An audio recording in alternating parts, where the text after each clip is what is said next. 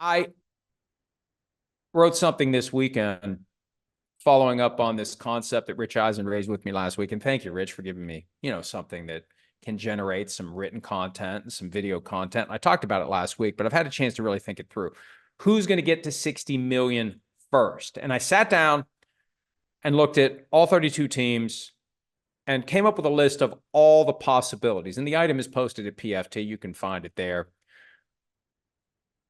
If I was betting, and I prioritize them most likely to least likely to be the first one to 60. Now, multiple guys on the list are probably going to get to 60, but who's going to be first?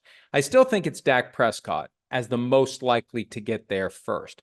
Jordan Love has a chance, and I mentioned that when you look at what he's due to make this year at $11 million, when you throw on a $60 million per year extension, the total value at signing is still a lot less than 60 million. It lets him get to the number, and you don't have an owner there that wants to siphon off profits and not spend to the salary cap. You can reinvest all the money. And yes, I know you still have to deal with the salary cap. I think we have a question about that, but you can get Love to something that is effectively $60 million in new money without it costing $60 million a year from signing. And I think he's the most likely after Prescott. Tua could maybe get there if the Dolphins put Fugazi money on the back end of a contract like they did with Tyreek Hill. The fact that they've already done it with Tyreek Hill suggests maybe they'll do it with Tua. And let's just get Tua to 60.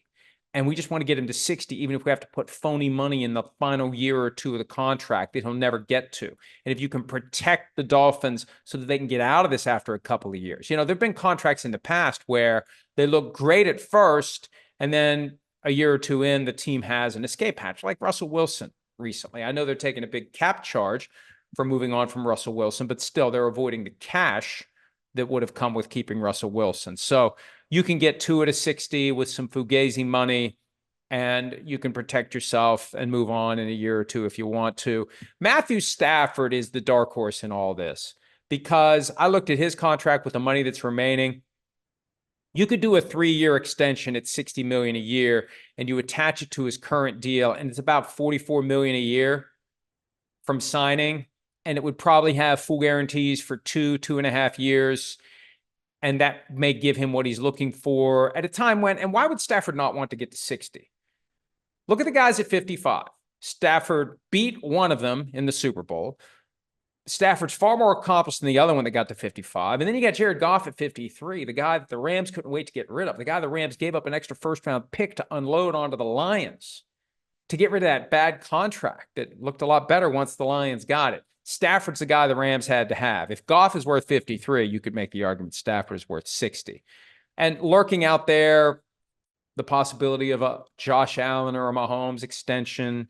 Lamar Jackson maybe saying, what's wrong with this picture? If I would have gotten my second contract when I deserved it, I'd be closing in on a third contract. Maybe I should be at 60. I'm at 52.5, and look at all these other guys, or 52, excuse me. Look at all these other guys who are creeping closer to 60. I'm the 2-time MVP. I was the MVP last year.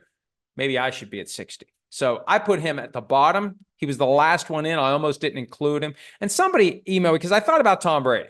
And somebody emailed me and said, oh, you left off Tom Brady. Shame on you. Is somebody going to pay him $60 million? He could still come back. Nobody's paying him $60 million to come back. Not $60 million. Maybe 50. Not even 50. He played for like $25 million in the tail end of his career with Tampa Bay. So even if he comes back, it's not going to be that much. Hi, it's Mike Florio. Thanks for watching PFT on YouTube. Hit subscribe for the latest news and analysis from Pro Football Talk.